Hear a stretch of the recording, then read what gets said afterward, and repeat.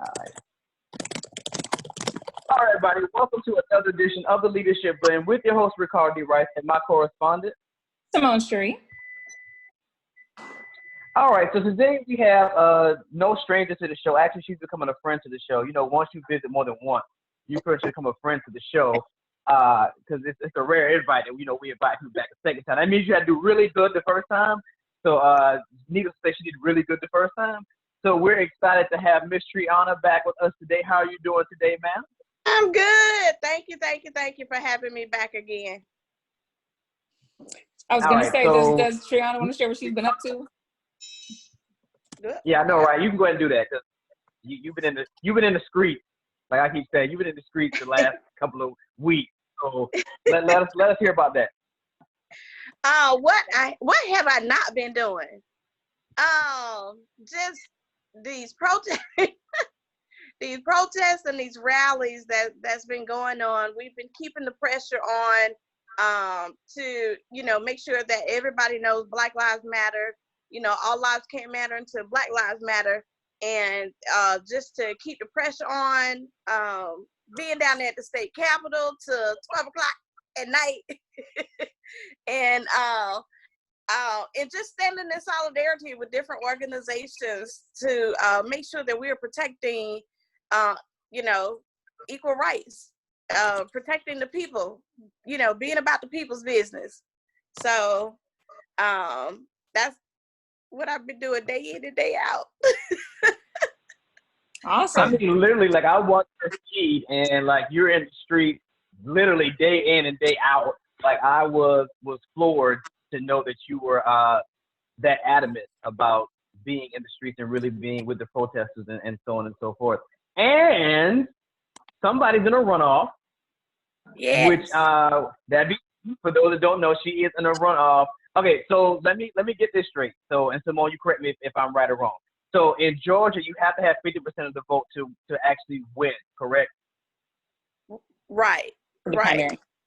In a primary, when you have two or more people in the race and one person doesn't meet that 50% plus one threshold, then the two highest vote getters go into a runoff, regardless of if you got the majority of votes or not. You got to be 50% plus one. So, and I got 43, and so technically I won the election. Technically you did. I saw the numbers. Yeah. So, but because of that rule, then you go into a primary runoff, and the same thing applies in a general as well. In the event that there's an independent or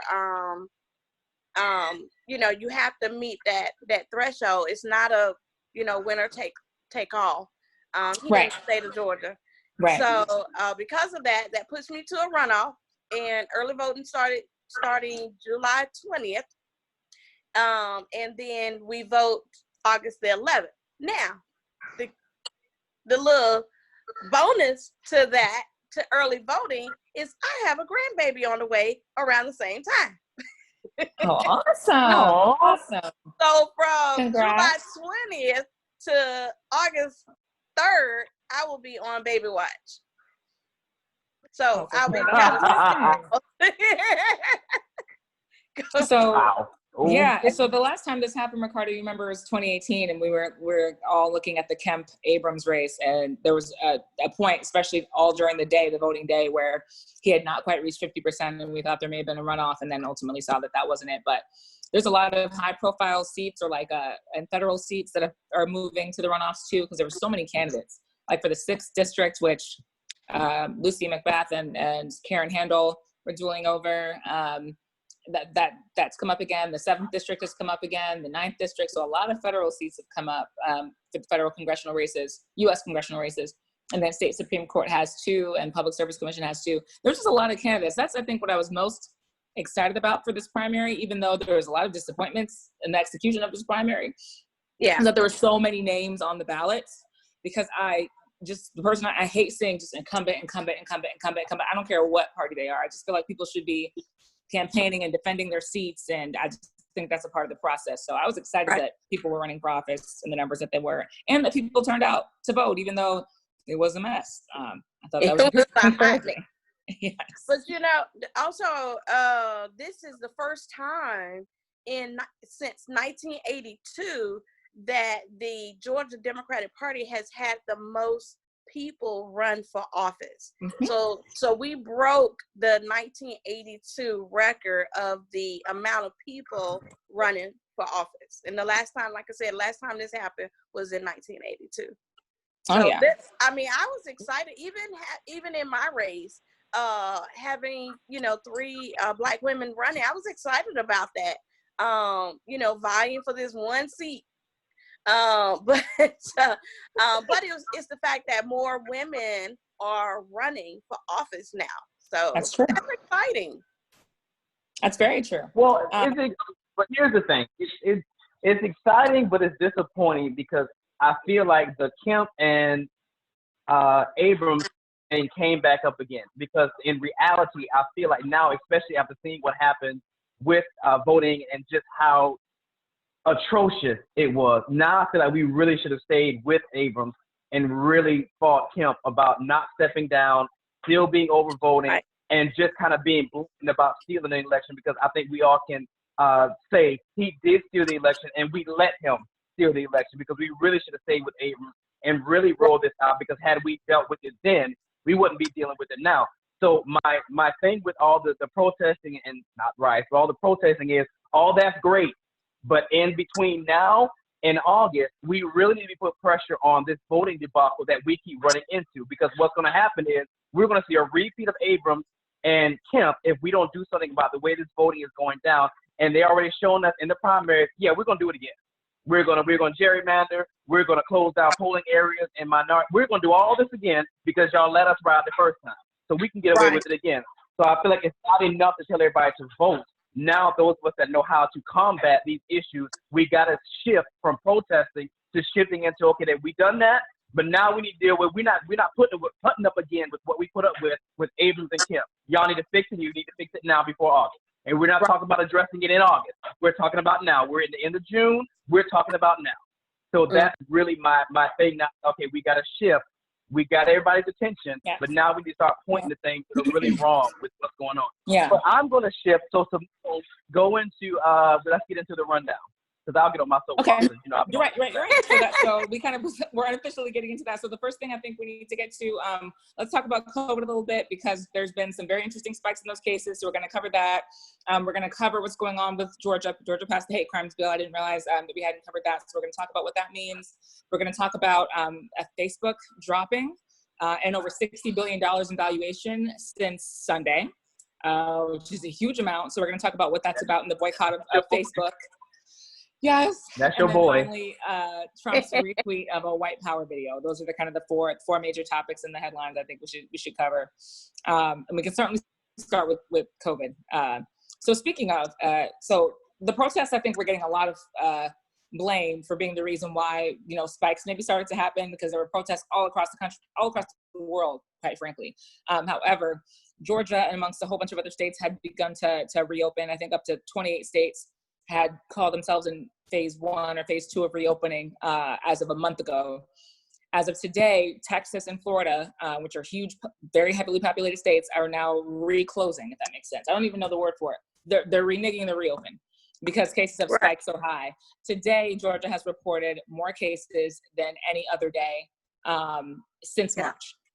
So we are officially back to some of our highest COVID outbreaks as of today.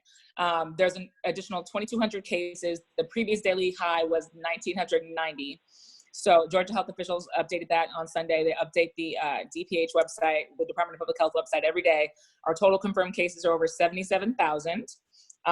We've lost 2,800 people as a result of the virus now. So that's since the pandemic began. The estimate for June initially, this is back in January, was that 2,100 Georgians may die by June. 2,800 people have died, and we are not out of June yet. So coronavirus infections have been rising all throughout June as testing has increased. We've also seen that more and more positive cases have increased. And there's a lot of speculation, or not a lot of speculation, but a lot of medical experts saying that they believe that asymptomatic people, in particular, asymptomatic young people, are causing most of the spread. So people who are under the CDC high-risk age of 50 years old and who are not showing symptoms that are kind of showing the spread. So we are 2 months into the lifted restrictions where we can go back to getting our hair done and our nails done and going to gyms and bowling alleys. And this is kind of where we are. And our governor has just passed a liability shield for businesses into law in the last week. So basically that means, if your business, if there's COVID-related exposure in your place of business, you cannot be sued. We're not the only state doing that. There's a handful of states that are creating that protection, but this kind of looks like what Kemp is saying is we're not going to stop the reopen, but we are going to protect, make sure that nobody gets sued because, people may get sick in your establishment. That's what I got from that. So thoughts? I mean, the issue, here's the problem. So we opened up Georgia, and we all know why we opened up Georgia, because, and in a small way, I kind of empathize with Kemp in the beginning, because it's like, okay, well, you got all these conflicting ideologies from all these different researchers and people that were supposed to be looking into COVID. On the other hand, you got small businesses that are dying. You have employees that are in need of paychecks. I got it. There should have been a happier median than the one he came up with. So now we're almost back to square one, and we're actually no better off, because now they don't even let Dr. Fauci, they don't even really let him talk. And he's the only person most of us trust. So they don't even let him really talk anymore. So you got all these little small doctors that we don't really know their backgrounds, talking about what's going on. Every other day you're getting some new insight to COVID. And, with all these alternate facts floating around in the atmosphere, you don't know which one is actually true. So I feel like we're going backwards, and we're worse off than we were in the beginning, because now we don't even have any voices of reason that understand what's really going on with this COVID, especially this asymptomatic thing. Especially when you have a governor who didn't even know that people could be asymptomatic. Like, I don't understand what we're doing. I don't think anybody else does. Not to mention Vice President Pence was at some religious event with a 100-person choir with no face mask on in a religious setting, which we all know are create clusters. So I'm like, how do you know what to do when the president and the vice president don't adhere to the policies that they pass, and you have a governor who's almost in the clouds? So nobody understands what's going. Not to mention this weekend, y'all homeboys was out at Bankhead having a field day, 2,000 people doing Freaknik this weekend with no face mask, just having a ball. Like, I feel like this is a bad nightmare we're never going to wake up from at this point. We're just never going to wake up from it at this point. Here's the thing. Y'all know I'm country. I'm from the South. A fish thinks from the head first. So if the head is not, being a good leader and being responsible, then everything else is not going to fall into place. It was not a responsible move for us to open the way that we have opened. When they started, let's go back to work and open up the nail salon. My nails have not been done because I refuse to go, and I'm constantly wearing my mask, when I'm out, because I am high risk. I have asthma, and my allergies are, 10 times thousands, and so I cannot afford to get sick. I can't afford to be, even though I'm I'm out here at the protests and the rallies, but guess what? I'm doing social distancing. I'm wearing my mask, anybody, when I went to visit my friend, she owns a hair salon in Douglas County, and the minute we walk in the door, she got the thermometer on. Everybody is in masks, people are in gloves, so as individuals, there are individuals, being responsible, but the leadership is not being responsible, and you want to blame the protesting. That's crazy, Because let's go back to the beginning.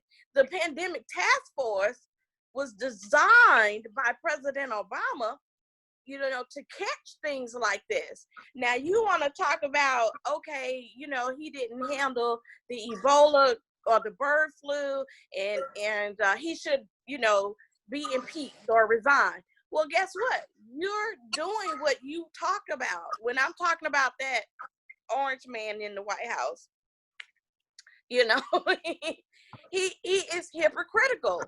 And to look at something and say it's not that serious or it's fake news, that is a tragedy to the people, because you're not educating the people, you're not telling them as leadership. When you're talking about being a leader, be a leader. A leader informs their constituents, regardless of the party, regardless of anything. And you got these people walking around, like the woman in a particular store, I'm not gonna name them, didn't want to wear a mask in the store in my district. And so they said, well, you cannot come in. We cannot serve you if you don't want to wear a mask. It is mandatory. There are cities, mayors across the state of Georgia, in other states as well, that are saying, like in Nashville, it's mandatory that you have on a mask. But I'm gonna tell y'all something. What I did, and I'm trying to find that tweet. But in 2017, I said that man, before he leaves office, he gonna have us walking around in masks. I said it because I'm military, so I was trying to find my little Kevlar, thing to put on.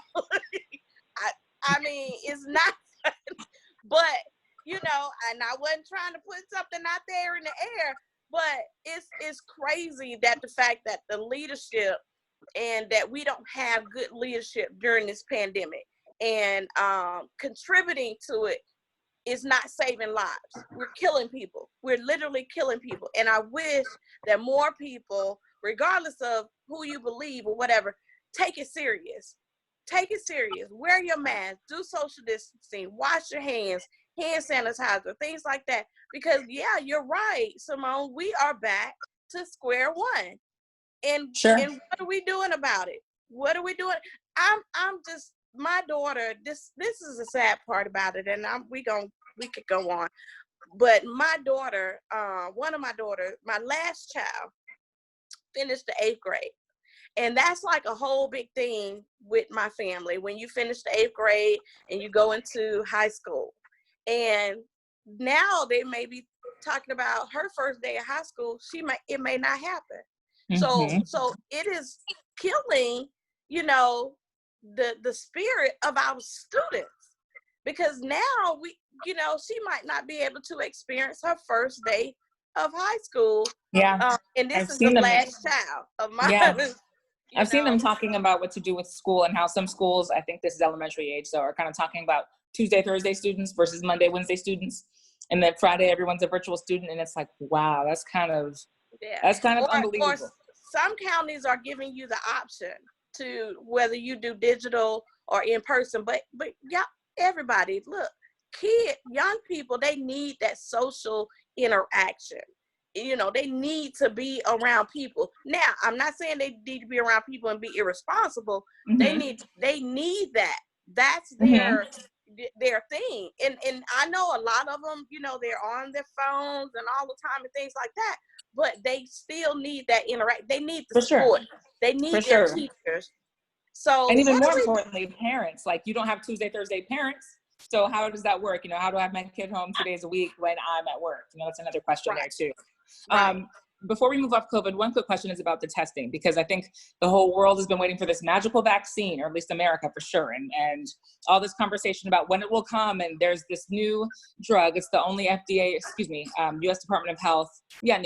The UFDA have approved one drug by a company called Gilead Sciences. They make a COVID-19 drug. It's called remdesivir. That's how I'm told to pronounce it. They announced an open letter this morning, and it is a private medication. It's got a 5-day treatment course. There's 6 vials. The CEO released a public statement saying that, we're very excited that we've got an opportunity to partner with the Department of Health. They're going to provide some financial assistance and obviously open up into agreement with the government. However, at this time, I mean, it is a private medication. So the cost right now is $390 per vial. So we are ultimately talking about $2,400 for the full course of treatment. Yeah,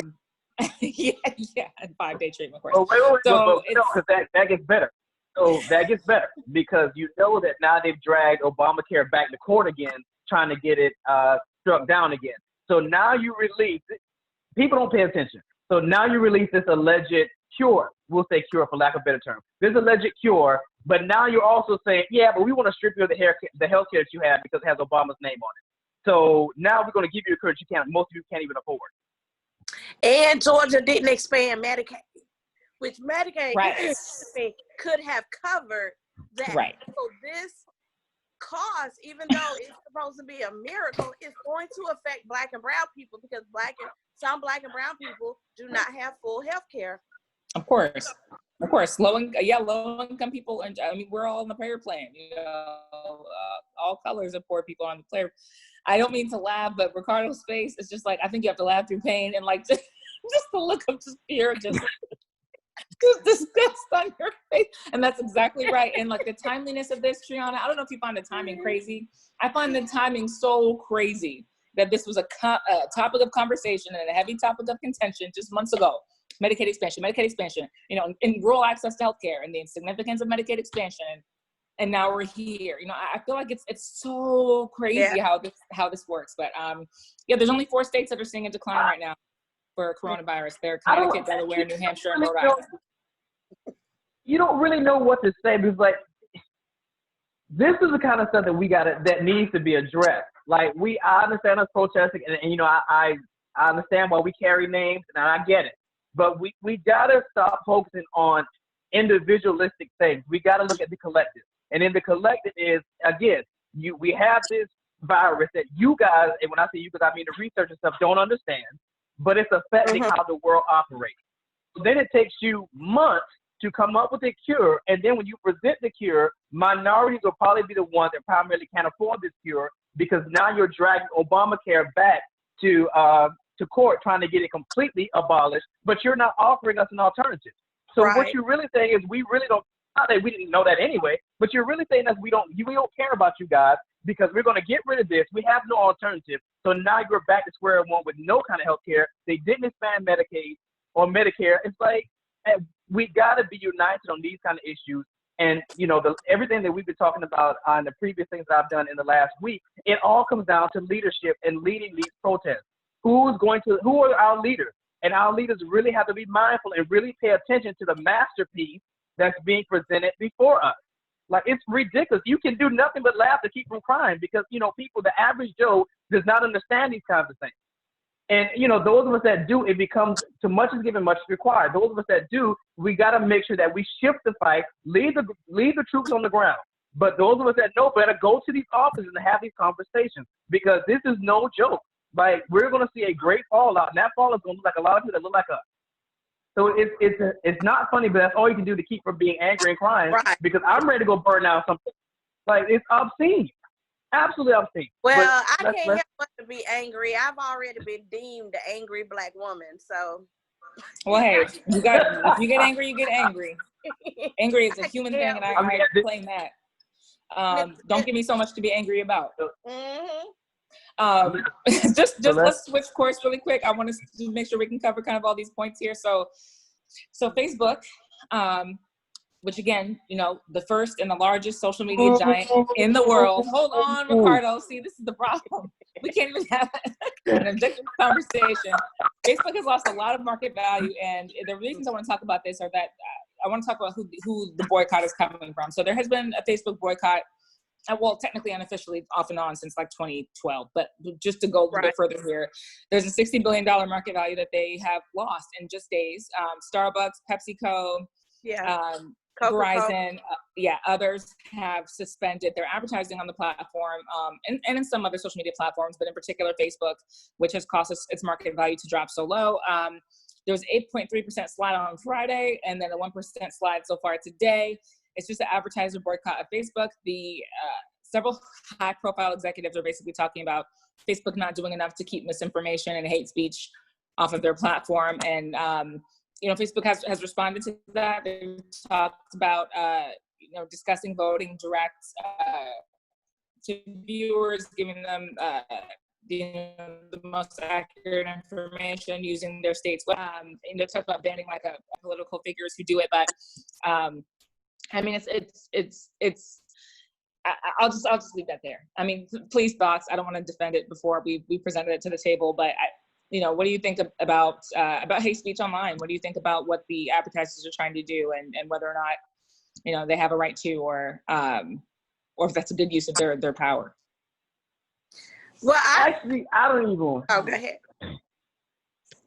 Oh no, go ahead. Because I was coming for Simone, so you can go ahead, Triana. I'll deal with Simone after you guys. Well, I mean, do they run the risk of losing money and consumers boycotting them? I mean, you know, or do they, you know, stand in solidarity with injustices? You know, so are you willing to, you know, play that, you know, such companies like Coca-Cola, are you willing to, you know, for people to boycott you, or are you willing to stand for justice and what's right? And I'm kind of glad that that they have decreased their purchasing ads and things like that. But the funny, when I read a little bit of the article, it said that Mark Zuckerberg lost about, I think it said $7 billion to his 83 billion. And so I'm thinking of Mark Zuckerberg looking back like, okay, like, like whatever. Okay. You know? So let me ask a question about your first statement though, because you talked about, you know, what the advertisers are going to do. Are they going to stand for justice or not? So, but you also said, you know, do they want to risk losing their own consumers? So do you think that this is about their own PR, or do you think that it's a stand for justice? Does that make a difference? Like their motives, you know, for this boycott and releasing these statements? I think it's a little bit of both.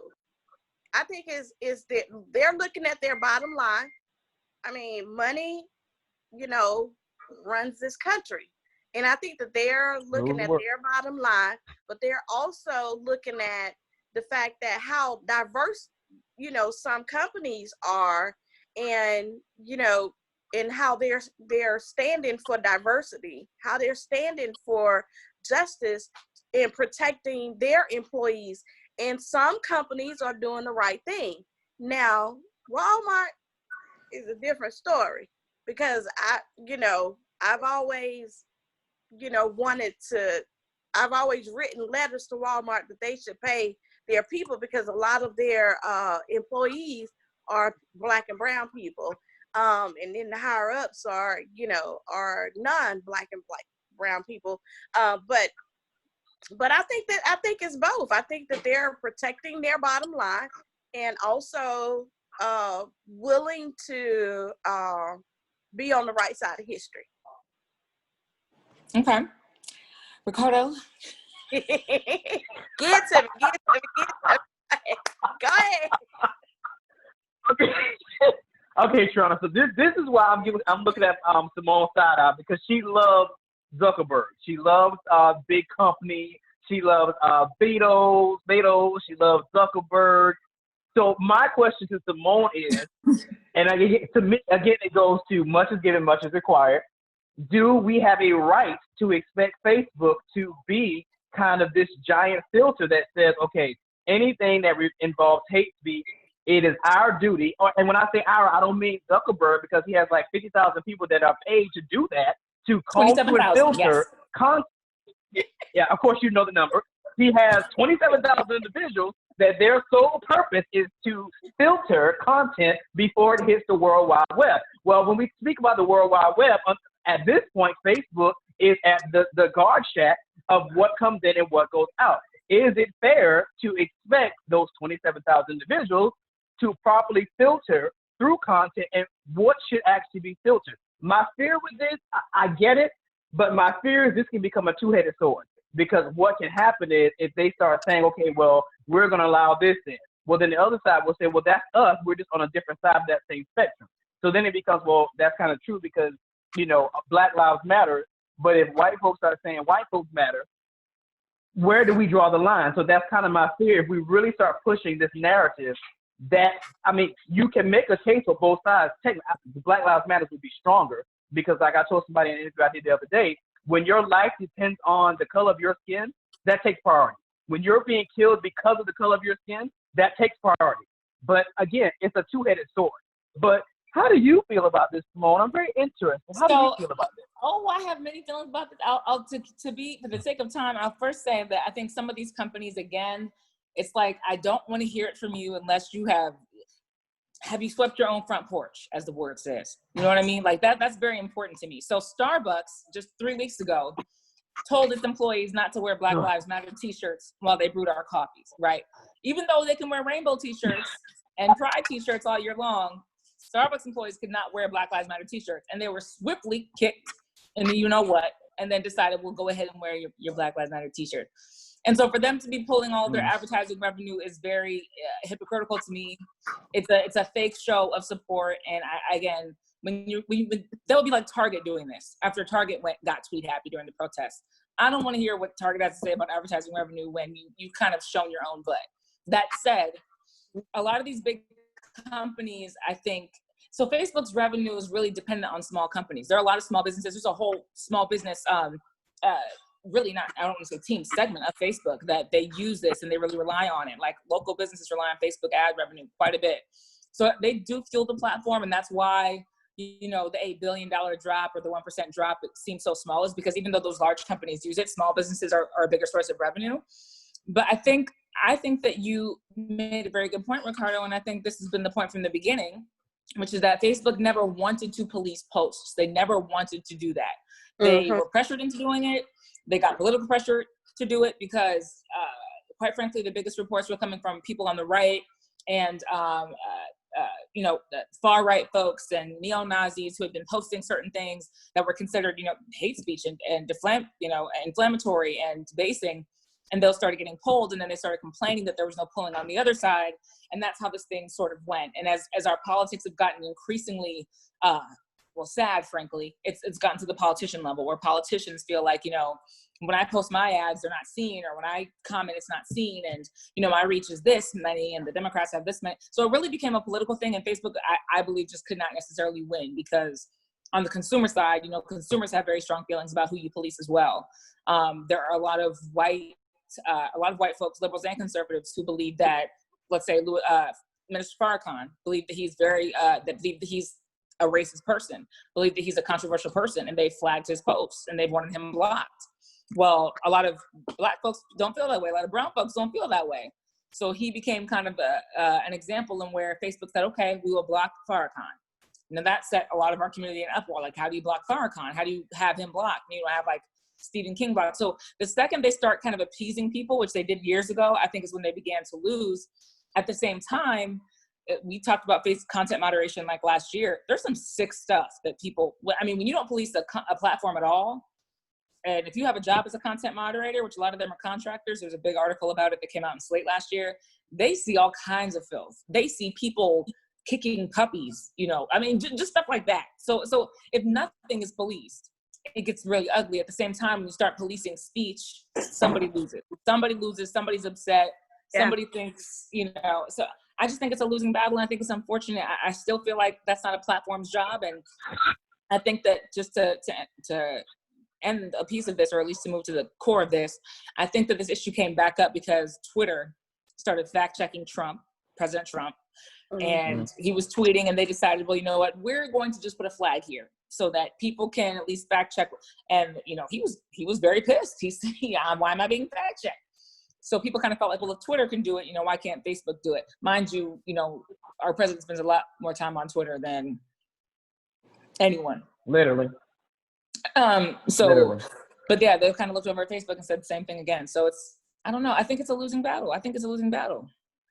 But there has to be some type of medium because to me, America is a melting pot.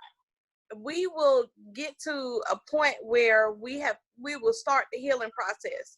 So where do we find a medium when you got the majority of people on social media, and then you have and I'm a big supporter of the Constitution, freedom of speech, freedom of religion, things like that. And so, where do we find when we're protecting diversity, speaking justice, and protecting consumers?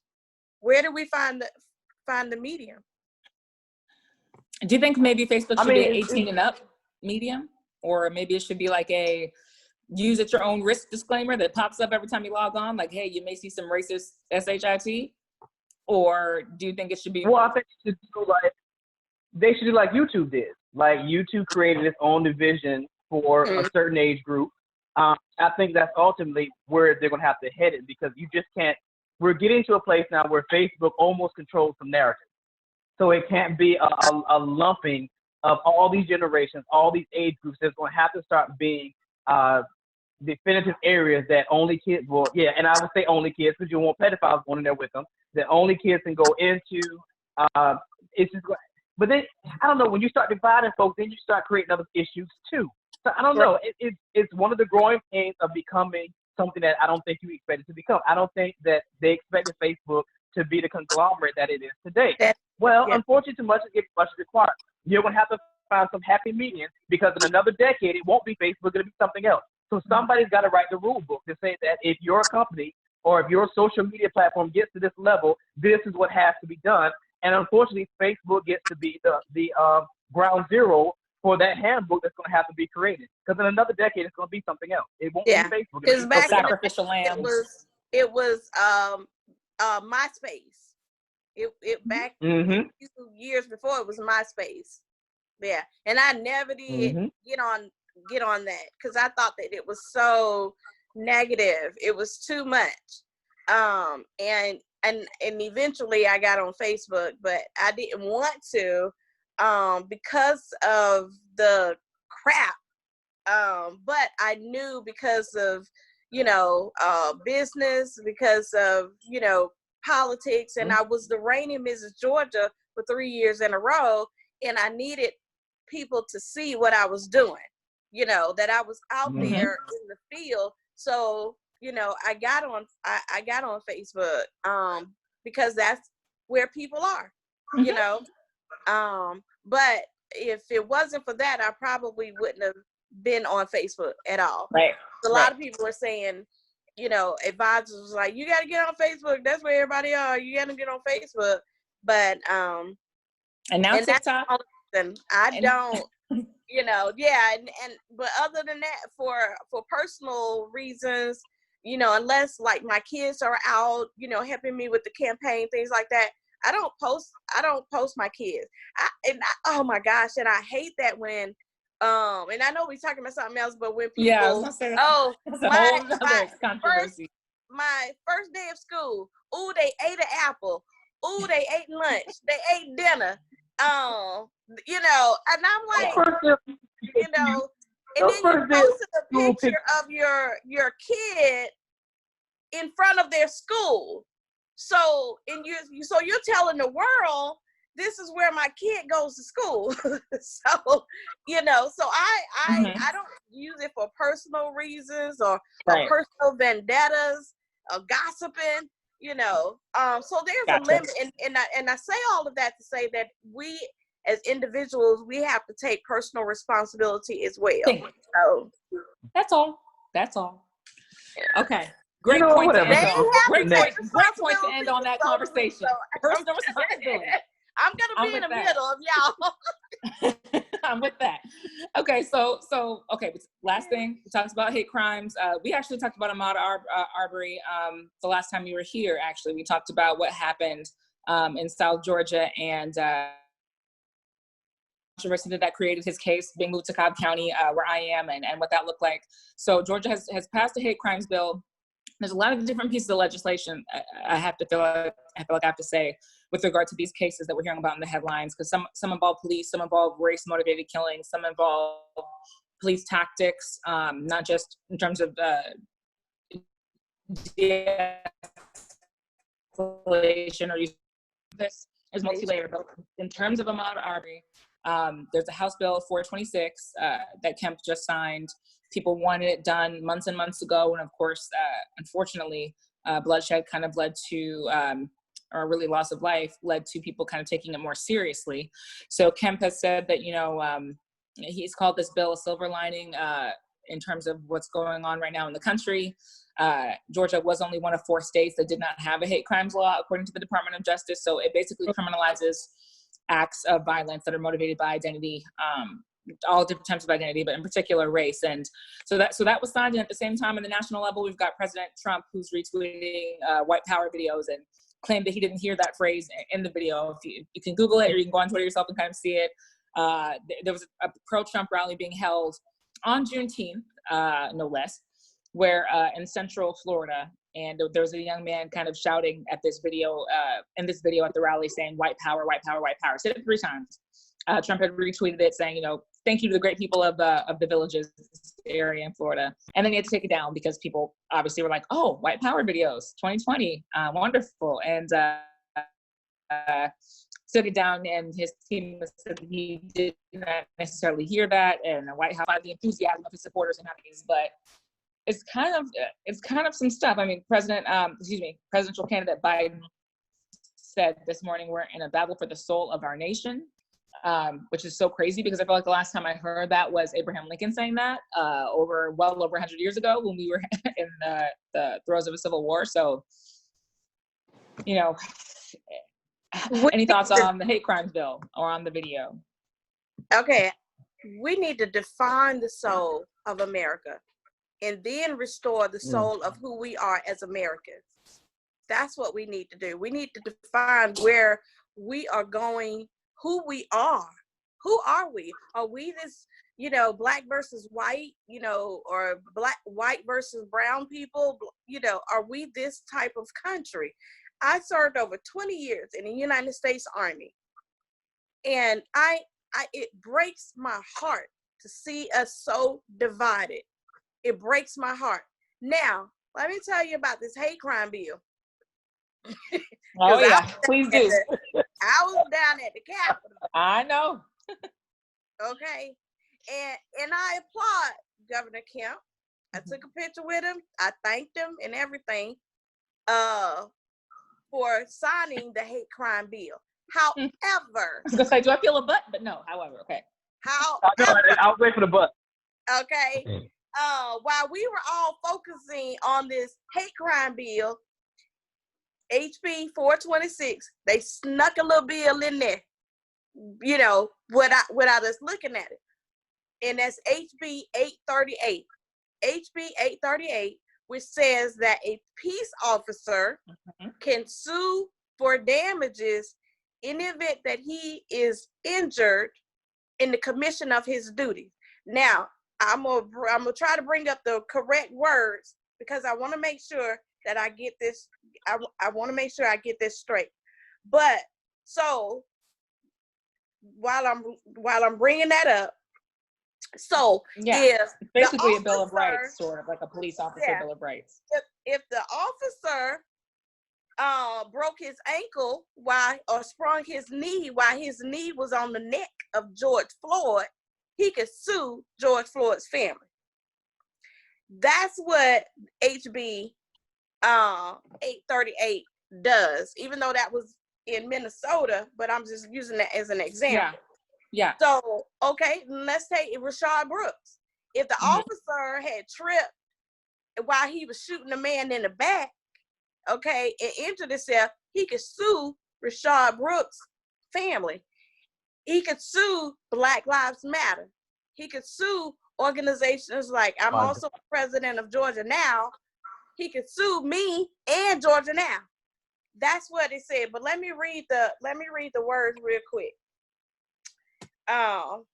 It says HB 838 allows peace officers the right to bring a civil suit against any person's, group of person, organization, or corporation, or the head of an organization or corporation for damages suffered during the officer's performance. That's what HB 838 says. And Wow, can I just add two more clauses there, Triana, because I think they're important for people to know. That the first one is that the bill mandates that the agency investigation process, that they can dismiss a complaint if the agency hasn't completed it within, I think, 4 months, 120 days. So if they have not completed their investigation, the complaint can be basically dismissed, and it can't be reopened unless something new comes up. Which basically sounds like it gives an agency the right to audit itself and also to drag their feet and drag it out as long as they want to. Unless something new comes up, they don't have to reopen it. So that's the second thing. The third thing is that the interrogation process is different for police officers now. So police officers now cannot be interrogated unless they are at the command center or at a headquarters. They can't be, they have to be given the name and rank of whoever the interrogating officer is. And they have to be informed of all their rights.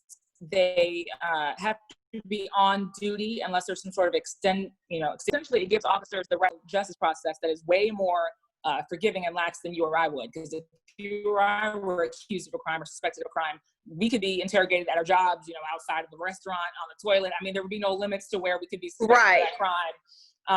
And so it gives police officers a lot of padding in terms of, in what circumstances you can bring an accusation. So I think that's another big protection in the bill.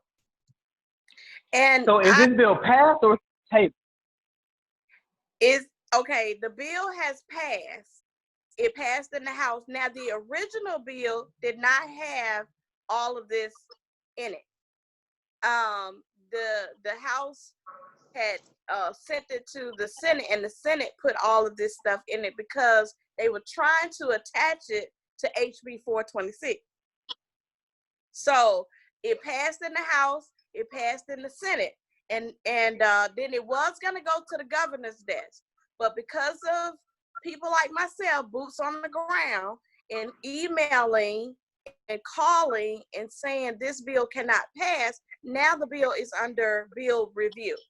It'll be on the bill review from 30 to 40 days.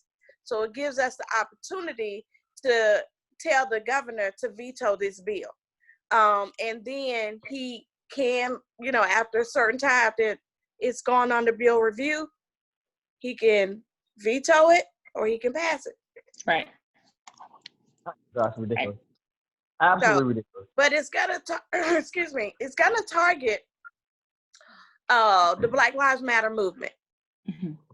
It's gonna because who's the Trump Pence regime organization that's that's out there is gonna target Planned Parenthood, NARAL, Georgia Now. It's gonna target organizations that's fighting on the right side of justice. When we go out, because I've been in DC protesting Cancel Kavanaugh, and the officers, pushed us back, and and things like that, and people were injured.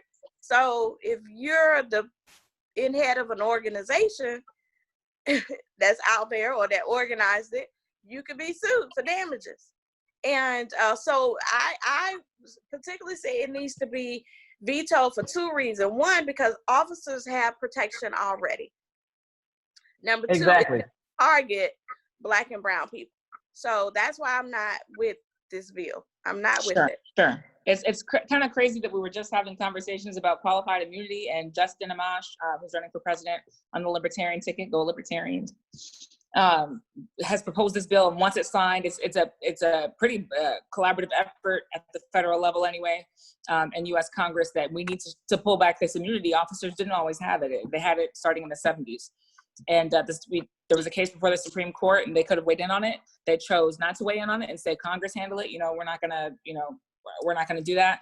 And so at a time in which I think governments could have been having conversations about, well, do we really need a legal shield for officers? Now we've created a whole nother one on top of what we already had here in the state of Georgia. Yeah. So the timing is, the timeliness of it, I think, is in really, really poor taste. I know, and it's really not even in response to the defund police movement or calls. I really can't even say that correlation has been made at all. So it's just, I think it's just a step backwards. Yeah. It's trash. It's trash. Just call it what it is. It's trash. And this is what I say. Just call it what it is. It's trash. And it supports my point. At this point, and I said this the other day when I was talking about it, I feel like we need a committee that should be some kind of subdivision. Honestly, that should be kind of spun off of the NAACP. That is strictly their job is oversight and management as it pertains to bills. I don't want us to be pacified. A lot of these bills that these states are doing, a lot of them don't really have any teeth in them. It's just to pacify. Most of them sound good. We need an oversight committee that their job is, and I mean an African American or a minority based, primarily comprised of us, of educated individuals that their sole purpose is to go over all these new bills these states say they're introducing, to go through them, to see what they have, and to make a logical evaluation to say, no, this bill is garbage. It's just for show purposes. If you're going to pass it and you're going to make a statement, make a statement. But we're telling you, all of us have read this bill. We're qualified in politics, business, whatever the case may be. And we're telling you this bill is just a show point. There's no teeth in this bill, and you need to take it back and put some actual teeth to it. We need an oversight committee because this is what's going to continue to happen. They're going to make these bills. They're going to pass them. Somebody's going to be on the other side, pass another, slide another bill inside of there. It's going to get passed because there's no oversight committee to actually run through it. And I'm not talking about Justice Kennedy and Congress. I'm talking about a completely different oversight committee that just has our interest, our best interest at heart. Compiled of professionals that understand this stuff so that they can definitively say this bill has no teeth. You're just passing for show. We will not be pacified. That's what we need at this point. Because this is foolishness. Absolute foolishness. And look, this is what I do every session. Every bill that is presented, especially on the last day of session, I take the bill, y'all see, look, notes, and listen and pay attention. And then I go through and break down, especially, bills dealing with racial justice and dealing with veterans, because I'm a veteran, that affects, that affects the people as a whole. And I put, y'all see, I got question marks by it. Well, the end of the session is when some mess really pops off too. Is when people say there's 2 days left. The last week is crossover. Yeah. That's when some stuff really they trying to get out of there. They're trying to just throw everything in except the kitchen sink. But if you're not paying attention, bills like this will continue, like you said, will continue to happen. And we have to get to a point where we are paying attention to the people that's really. Now, I didn't start advocating when I started running for office. I've been advocating for these things for a long time. Excuse me. Because I believe in educating people. I believe in transparency. See, and that's another thing that happens down at the state capitol. We don't have transparency. If we had transparency, especially now, yeah, a lot of the bills that are flying through wouldn't happen. And that's on the House side and the Senate side. Mm-hmm. I take both on the House side and the Senate, and I look at each individual bill and say, nope, that's okay. Yep. And then I let people know what's going on. And I post it on social media so people can read it and find out what's going on. Because I think it's important that we educate our constituents, regardless of the party. I think it's important that we be transparent. I think it's important that we be upfront with people. Let people know what's going on. This is going to hurt you. This is going to help you. So that's what I intend on doing. I like I said, I've been advocating for these things even before running for office, and before, during, and after. I will continue to educate people and be transparent, because it's a lot of bad bills. Yeah, it's a lot of bad bills. A lot more, and frankly, a lot more that would have slid through if not for Rona, which I'm not meaning to make light of. But there were some ugly bills that they definitely would have made it through, that because they had already been reported favorably, et cetera, and would have been horrible, that would really only stop because the session stopped. So It's important stuff. On that note, let's everyone to get down to the Capitol and visit the Capitol and visit your lawmakers and find out what's going on. I encourage everyone to do that. Don't just come down there when we got the fanfare, you know, the hate crime bill, everybody was there. But the last day of session, no, it wasn't a whole lot of people there. Yep, crickets. Yep. All right, so let's shift. We're here on a mission, so because you know me and Simone will go all day, and you'll be on join in with us, and we'll be here for another talk. So let's get into you and the runoff. Is there anything? Because we talked about your platform the first go round. So is there anything else you want to as pertains to the runoff, or anything you want to say to the listeners? Anything? What's on your agenda? Well, what's on my agenda is continuing to advocate for my issues. Continue to push my One Georgia plan, being prepared after August the 11th to run against the old white guy Republican that's in the seat now. That is what I will continue to do. There is a very distinct big difference between me and my challenger as far as, you know, advocating for issues, as far as making things happen. I had a bill that passed dealing with cervical cancer awareness, and I've been advocating, even before I started running for office, I've been advocating for cervical cancer awareness. I have a day down at the state capitol that I have every year. That have been for the last 6-7 years that I've had at the state capitol, because I believe in fighting for the people. I fight for the people. I don't fight for the party, politics, or the pocket. I fight for the people. And so I just encourage everybody to, you know, Google me, go to my website, find out more about me. But most importantly, encourage your family members, encourage everyone to get out and vote, because we don't like to vote. Keep voting. We like to vote one time every 4 years and keep it moving. But there's an election every year. And this runoff, because it doesn't have any fanfare, this runoff is not getting the publicity that is needed. So I just encourage everybody to go out and vote. Early voting starts July 20th, and the actual election, the runoff election, is August the 11th. And, you know, look at the differences between me and my challenger, and who's going to be the strongest candidate, who's going to be able to fight this old white guy Republican machine. Because that's what we're fighting against. In order to change laws, you got to change lawmakers. And you got to change lawmakers that's going to hold people feet to the fire, regardless of party, hold people feet to the fire. And that's going to be able to stand up against this machine that we have on the other side. And I have been prepared.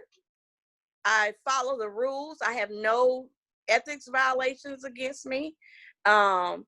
I made sure that all of my ducks are in a row, all my T's are crossed. I don't claim that I'm supported by Joe Biden. So it's just things like that. That was kind of that was a little shade there. But I was gonna say, because that was a little shade. Yeah, that was a little shade. But there's a big difference in who's gonna be the strongest candidate to go up against the machine of the old white guy Republican and their money. And I'm the only one that could do that. That could hold the old white guy Republican feet to the fire. And so that's why I encourage everybody to help me to be the nominee for Senate District 30, which covers Carroll, Douglas, and Paulding. All of Carroll, half of Douglas, half of Paulding. So if you have family and friends that, y'all just heard my Southern accent. Oh, yeah. Family and friends in the district, encourage them to go out and vote for me, because I am truly grassroots and I care about the people. I'm all about the people. I'm all about transparency. So TrianaforGeorgia.com. Triana the number 4 Georgia.com. All right, so I'm gonna give you a little time. So kind of get into your One Georgia plan, because for those that didn't hear you the first time, what is your One Georgia plan? Okay, my One Georgia plan is number 1, expanding Medicaid. Now, we tried to do the Medicaid waivers last year in the legislative session. I was advocating for Medicaid expansion. They gave me Medicaid waivers. It doesn't cover rural Georgia. Hospitals are still closing down. People are not able to get health care, get this testing, this COVID-19 testing. And even if they are, they're not getting full care. They're not getting complete care because they can't afford the bill. If Georgia had expanded Medicaid, is what it says under the Affordable Care Act, then people would be able to afford to go to their primary care and go to the emergency room and pay their bills and help cover. So that's number 1. We need to make sure that we expand Medicaid. Number 2, we need the Equal Rights Amendment here in Georgia. Even though we have reached the 38th state, which puts us towards the Constitution because it has not been passed in Congress. It puts us towards women being in the Constitution so that we can guarantee equal pay for equal work. Right now, women of color are being paid, Black women, let me say it like this, Black women are being paid 73 cents on the dollar to what the white man, the white woman, the Black man, the Black woman is being paid 73 cents below that. So we need to make sure we have equal pay for equal work. These abortion ban bills that's happening across the states, we need to make sure that those abortion ban bills does not happen at all whatsoever. We need to, if you're gonna protect life in the womb, you need to protect life outside the womb. And how do you protect the life outside the womb? Is through healthcare, through education, through justice reform, criminal justice reform. That's protecting life outside the womb. If you're so caught up into protecting the life inside the womb, we need to make sure that we're protecting the life outside the womb. So these abortion ban bills need to go away. And I'm not sitting here promoting abortions. I'm not doing that. What I am promoting is don't take away my choice. Don't take away. Now I got 12 kids, so I don't plan on having any more. But no. Yes, 12, 8 boys and 4 girls. I definitely remember that from the last time. Between my husband and I, and it's 2 left, only 2 left in the house. Okay. But our veterans, regardless of your zip code, you need to make sure that you have veteran services. Regardless of your zip code, regardless of where you live. Out here in rural Georgia, if it's a major issue, we still have to go into the metro Atlanta area. We should be able to have those services here in rural Georgia. We should be able to have that. So those are among, let me see, I believe the top of the voter, protecting the voter, voting rights. I'm a big supporter of Fair Fight, Abrams' business, nonprofit organization, Fair Fight Georgia. We need a fair fight. And the things that they have done to gerrymandered, redistricting, polls closing down. Yeah, it's not a fair fight. You didn't create a fair fight, and we need a fair fight when it comes to our voting. That is the one power that we have, and no one has the right to take away that power. So those are things that I'm a really big supporter of rural Georgia because I believe in the one Georgia. A lot of people talk about the metro Atlanta area and then everybody else. No, we are one Georgia. Just because we live in rural Georgia doesn't mean that we don't need the resources and funding that's afforded to everyone else. Funding needs to come and resources need to come to rural Georgia, just like it goes everywhere else. And that's why I'm promoting my One Georgia plan. Teachers getting a livable wage, businesses coming to rural Georgia. And I think I talked about that last time too, about how I want businesses to come out to rural Georgia and hire within rural Georgia. When they come out and build their warehouses, they hire the people within rural Georgia because the average highest income is 18,000 in rural areas. And that, I mean, I don't know who can live off of 18,000 a year without getting, you know, other services and things like that. So, you know, and then you don't want to give me Medicaid, you don't want to give me TANF, you don't want to give me food stamps, you know, and in order for me to get food stamps, you want me to pee in a cup. And then if I smoke, you know, a cigarette or whatever, then I violated that. Now you cut the food stamps off. So these are stories that I hear out here in rural areas, you know. So now, you know, where do I win? Where do I win? And what I would love to see us doing outside of this, you know, pandemic, once we get through it, I believe that we'll get through it. You know, it might take a minute, but I believe that we'll get through it. But I want to see people not just survive, but to thrive. You know, we got a lot of work to do, especially when it comes to racial justice, and why I stand on the front line, why I'm being grassroots, is standing in solidarity with these organizations and people, just people. I was out in Carroll County, you know, and it's just, you know, people just standing out there, no big organization, no fanfare. And what happened last week in Carroll County, they protest every Sunday on the square in Carroll County. And a white guy in a truck, tried to run over some of the protesters. And a couple of people got injured. You know, and then they called me and they said, can you come out with them? But here's the thing, I'm coming out with the ACLU. When I come out, you know, I'm coming out with some firepower with my pen. If, you know, okay. where did, you know, this video that we pay for, you know, because that should not be, you know, we can live in a world where we agree to disagree. You might say all lives matter. You might not agree with Black Lives Matter, but that doesn't give you the right to take your car as a weapon and run me over because I don't agree with you, you don't agree with me. And so that's why I had to, but I was going to go out there with them, but I wanted to make sure that the people are being safe, that they're doing social distancing, have on their mask, and that people, you know, like that, the young guy with a truck, white guy with a truck, don't run over the protesters. And so I wanted to make sure that I brought awareness to that. But it's situations like that where we need to come together. And that's why I said we need to define the soul of America on who we are, who we want to be, what kind of world do we want to leave behind when it comes to the climate, when it comes to racial justice, when it comes to criminal justice, what kind of world do we want to leave behind?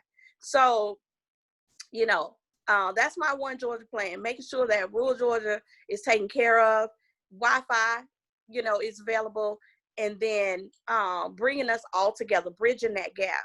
I always say no more missing moments to building bridges. We need to be building bridges and not walls. That's me. Well, that's my One Georgia plan. Simone, you got anything you you got no, the gist, like you just of it, so. Yeah, I mean, for sure. No, just that everyone needs to research their candidates because these elections are important. They matter.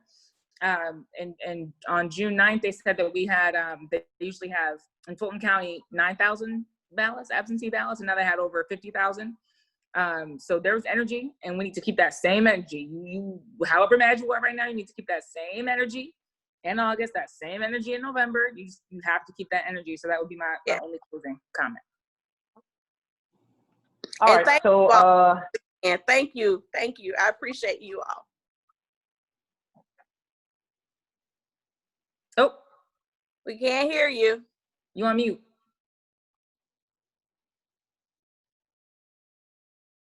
I don't know what happened.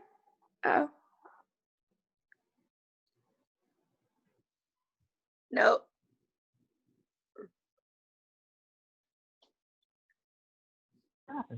I thought I heard something. There you go. Oh, y'all can hear me? Mm-hmm. Yeah, I can hear you. Oh, okay. What I was saying to Triana was I feel like you're trying to be slick and trying to be a regular visitor on the show. because you came in this time already and prepared to have conversation with us. So I feel like you're trying to be slick, which is cool. You know, I just like know these things up front. It's cool. You know, it's all good. But definitely want to send a shout out to you. Thank you for coming back on. This is what you want to see in your candidates. The fact that you were able to read a bill that you witnessed and were able to show the other side of that bill that was trying to be passed. This is what you really want out your candidate people. You want them to be aware. You want them there. You want them to be able to physically witness what took place. So I thank you for that because, yeah, protesting and stuff, I can do this. I can facilitate.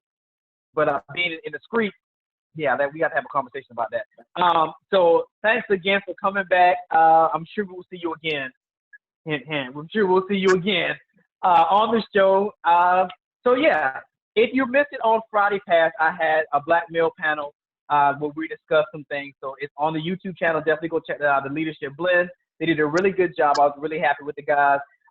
In the near future, I want to do a women's panel that talk about those same issues from a women's perspective, particularly women in politics and women with kids. Because I know that we as black males, we go through a lot, but you guys are going through a lot as well, being our counterparts, our mothers, our sisters, wives, all that good stuff. So I'm putting that together as we speak. And yeah, thank you guys for tuning in. We will see you guys either Friday or Monday. I'll let you know, watch my social media.